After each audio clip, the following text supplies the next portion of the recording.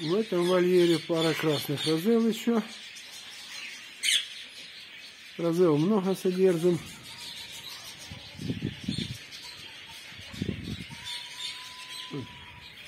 Яркая, красивая птичка.